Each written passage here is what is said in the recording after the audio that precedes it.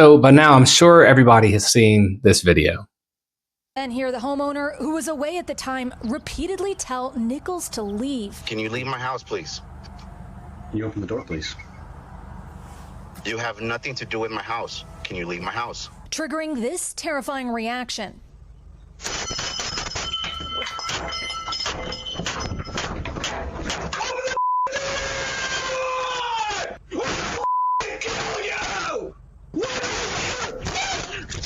So a brief recap.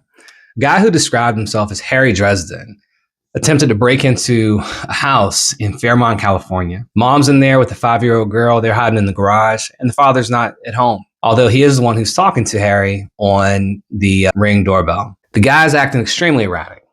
Let me in. If you don't, I'm going to break this door down. You're going to pay for this. I need to check on everybody, etc. Clearly being aggressive, clearly demonstrating that he's willing to commit violence to get inside the house. Guy goes around back, eventually breaks in through the sliding glass door. Dad comes running up the street with a snow shovel and confronts him in the house. He fights him for a bit and eventually convinces him to leave. So I've had several people ask me, Zach, why didn't he just shoot the guy? Wouldn't he have been justified in doing so? And I'm going to do a quick legal breakdown for you guys. So in pretty much every single state, the law is if you kill somebody, you are going to go to jail because that's illegal. However, a killing can be justified if it's done in self-defense. So the question here is, would the father have been committing self-defense of himself or defense of others, his daughter and his wife, had he shot the guy or stabbed him? Judging by the guy's actions outside of the house, and if those actions and that level of aggression had continued all the way into the house and had stayed at that level, I think there's no question that a jury would find the father was justified in defending himself and his family via deadly force from this guy. However, if you listen, the guy said, I just want to check on everybody inside the house. So if once the guy got into the house and he saw that everything was fine, there's no dragons in there, there's no vampires, nothing mystical or crazy is going on, and he de-escalated and the father still used deadly force, I don't know. I don't think the father's justified anymore. And that's all a question of how the trial will go. But that's neither here nor there, because what the father actually did was used what I think is a reasonable amount of force. The guy did not appear to be armed.